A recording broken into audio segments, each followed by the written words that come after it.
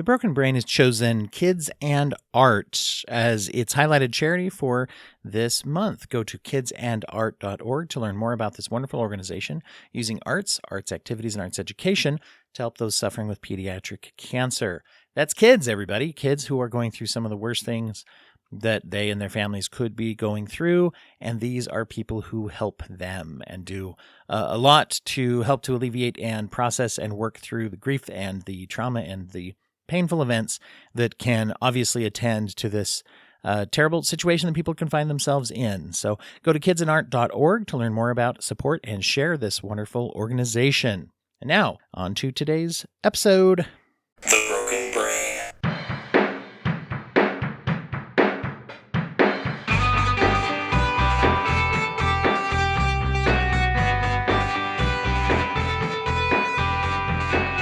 Recording in progress.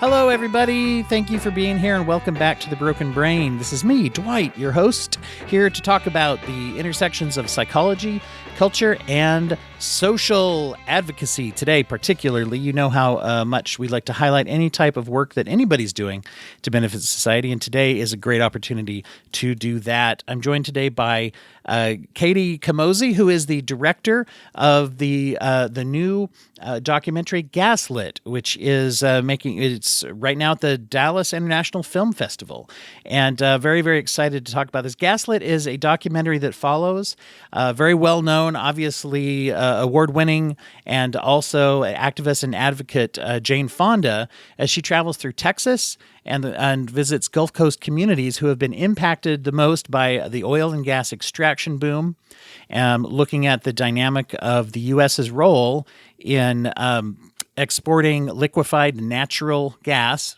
Natural's in air quotes. I'm doing that just around the microphone so people can hear it. We'll talk into why natural is not the best word for natural gas, and lots of exciting things that we can take from this in a very, very personalized way to help us understand how this issue is impacting actual human people, person to person. Katie, thank you for being here so much. Thanks so much for having me, Dwight. Well, I want to dive into what was it that got you into making this and telling this story this way? Yeah, so I've been working with Greenpeace, the environmental organization, for about a decade as a video producer, filming stories across the United States, sailing on their ship to places like the Great Pacific Garbage Patch. But, it was when I went to the Gulf Coast, to specifically the Texas and Louisiana Gulf Coast a few years ago, that I was really stunned by what I saw there. I hadn't realized how much polluting industry had been built up and up and up along the Gulf Coast, and the stories I was hearing from people about how it's hurt their health, their livelihood. I just really wanted other people to know what's going on there. One of the things that I wrote down this line here where I heard Jane Fonda in this as she's traveling through meeting all these people. Several times she said a different variation of something that I just heard really from you too, which is she said, "I thought I understood." So here's a person who has dedicated a lot of her life towards environmental causes and who knows things quite well to use that phrase, "I thought I got this. I thought I knew this." And then that invariably comes right after that is her talking about, "But now I see you," whoever she's talking to at the time, and looking at the actual impact people are living through. And to me, that seemed like the core of what I, as a viewer, was getting out of this was that message. And from what you're saying, too, of saying like, yeah, I know it's a problem, but oh my word, here we're actually seeing something that is delivering that message maybe more meaningfully, more personally to people. Yeah, I think that's exactly right. And I would say there's kind of two main pieces in the film that I think will do the same thing to viewers out there. One is we start the film in an area known as the Permian Basin. This was new to me when I went there, but basically it's a huge oil and gas field in West Texas. It's the biggest drilling field in the U.S. right now. It's got a lot of fracking and a lot of pollution with it. And I think what surprised Jane and certainly surprised me and other folks in the film that you see is you'll be looking at all of this oil and gas infrastructure, and maybe it looks, kind of bad. You see some kind of smoke billowing out. You see these flares everywhere, these flames. But it wasn't until we looked it through this industrial strength thermal camera. Hmm. Sharon Wilson is the one operating it in the film, and we can actually see the methane that's usually invisible pouring out, and it's pouring out of, every piece of equipment, even the stuff that doesn't look, quote, that bad. And just knowing that this has been going on for years and it's happening all over, I think, you can read about, oh, methane leaks, oh, carbon and all of this. But like starting to see it, especially there's a shot you can see in the film where you can see with your naked eye nothing, and then you Hmm. see the emissions with the camera. That's something I'm never going to forget. And not everyone can make it out to the Permian, but you can go and see this film, and I think it'll hit you just as hard. That's that stood out quite a bit to me when I was watching that, and just the concept. I once again my vague concept of, yeah, I know it's bad, and I see you can, but to see how much we're not seeing, that was very powerful to me, to be able to say, oh, that's not supposed to be happening that way. That when they look Right. at, they talked about, you call them flares is the term, right, where you see like a Yep. tower with a fire at the top of it, and to know that there's other things like that's how it's, you could, can you maybe tell us a little bit about how that's Sure. how it's supposed to work? Isn't the flame there as some type of protectant or something, so it's not spreading? Or yeah, how does that work? How's it supposed to work? Yeah, so these industries, and it's not just, fracking and LNG and the ones in the film. These could be happening all over. I went to school at Notre Dame. I would drive through Gary, Indiana. You see a lot of flares. Um, but what I didn't truly understand is that flares are intentionally, they're meant to strip out the methane and other dangerous emissions and all the chemicals. But I learned from Sharon and other folks in the Permian that even when they're working properly, you're still getting all the bad stuff going in. I stopped myself from saying leaks because Sharon would say they're not leaks, they're intentional releases. So you're still getting these releases no matter what.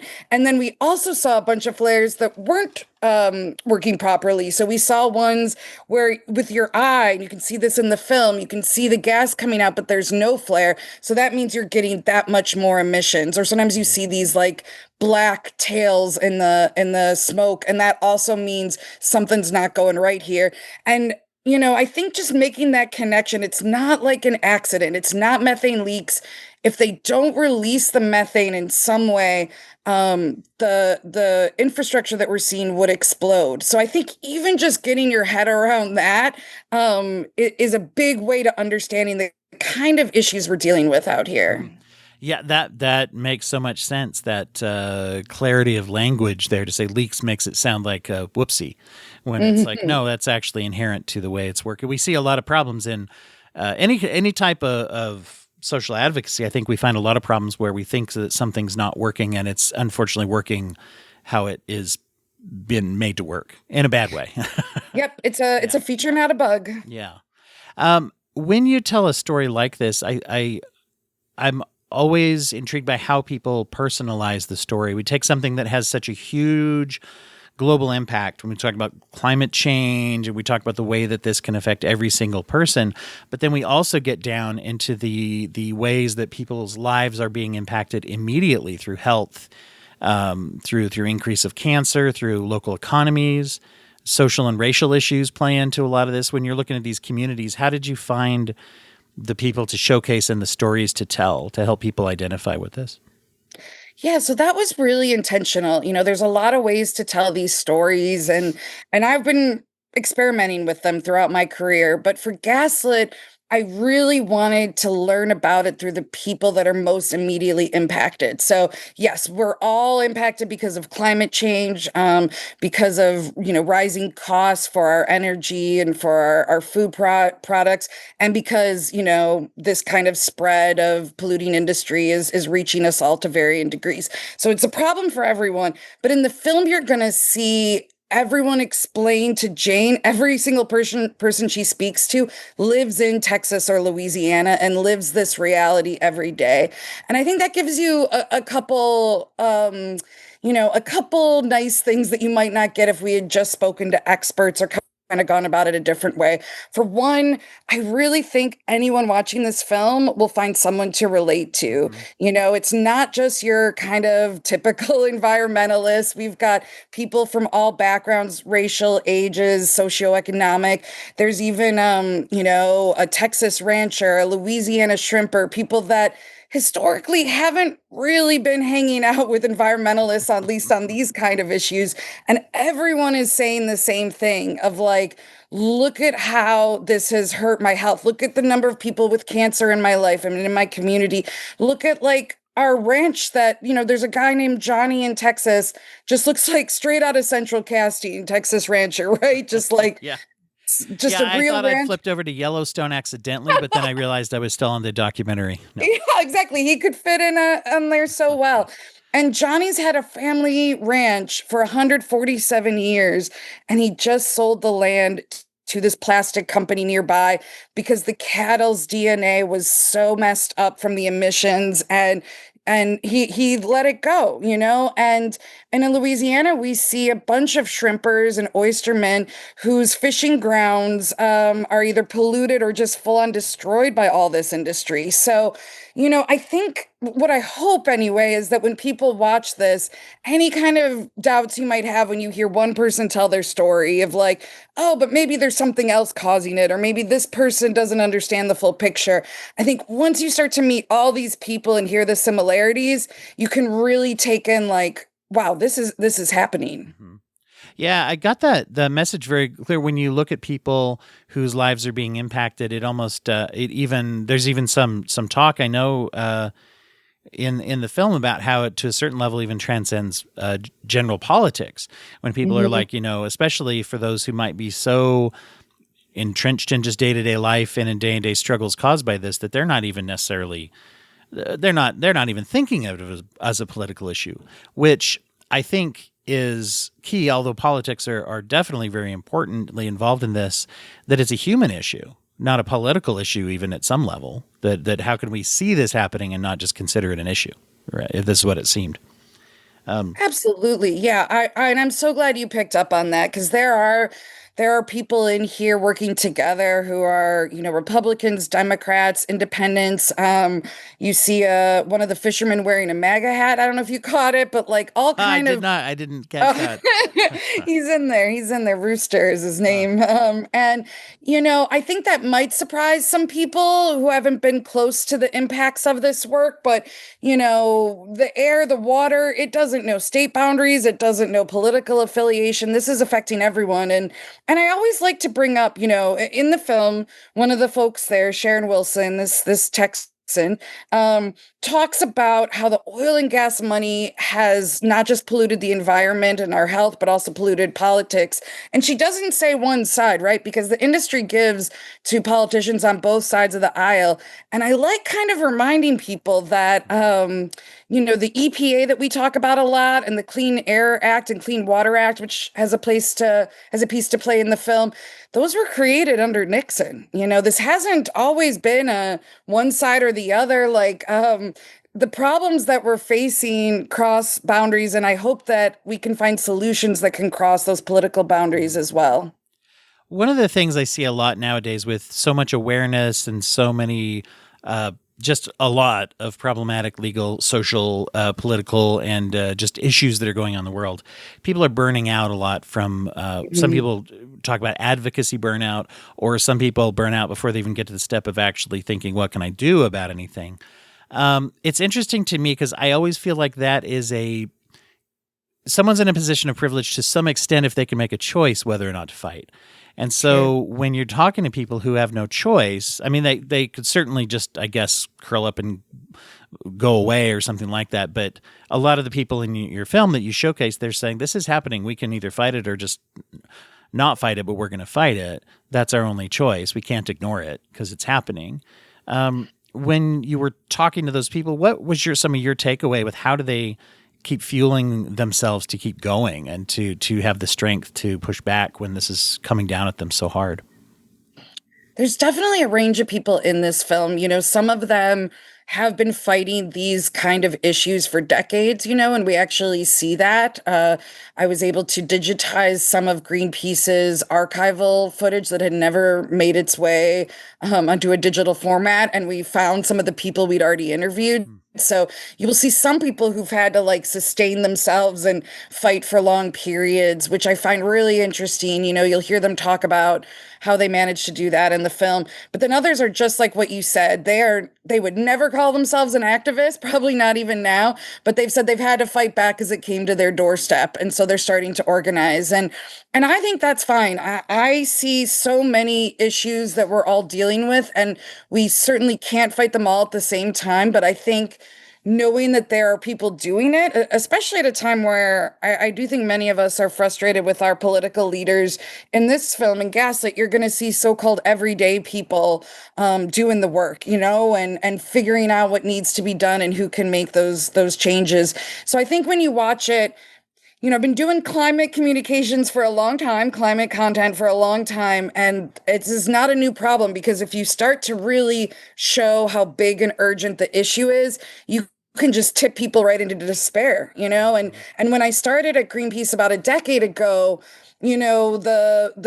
there was one side of like, here's what we want to do, here's the changes we want to make, and the other side was kind of like, is this even a problem? There was still denialism. I've really seen that change over the past decade, and now the people that are saying we can't or shouldn't do anything, they're not saying there isn't a problem, but they're saying it's too late, and they're saying it's too big and we can't do it. And I think we got to fight against that with everything we can, because there's so much still worth saving.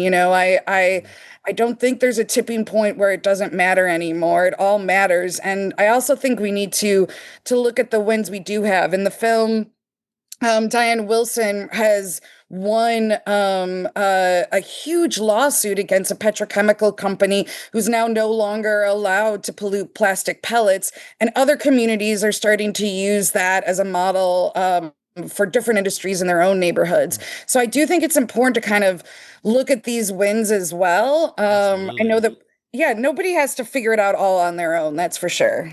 And with history, I mean, I think we do see when we have gotten people together for causes, even those that seem overwhelming, that's where we find solutions, because people get together. That's where we find the science. That's where we find the resources. One thing that towards the end, I wrote this down, that Jane Fonda makes this comment where she's been around and seen so many people, but she says, it's the people who are the most impacted who know the best things that should be done.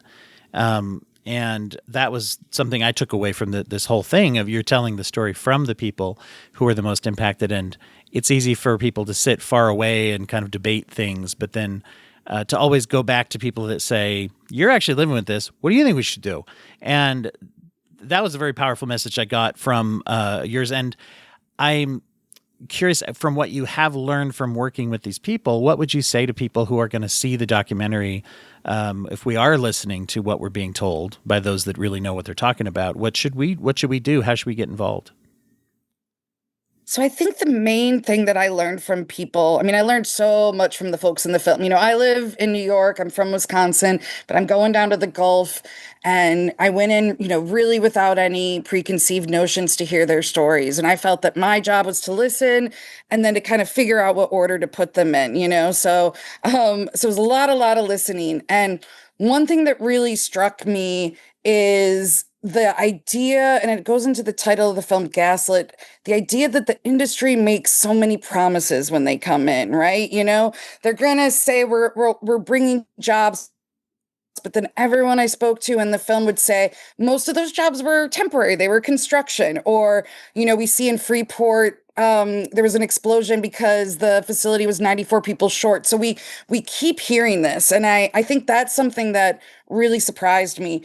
In terms of how to fight this thing, that's what most people say when they're done. All right, you got me angry. Now what can I do? Now what do I do? Yeah, I love that question. And there's a few different things. So we have a website for the film, GASLIT.com.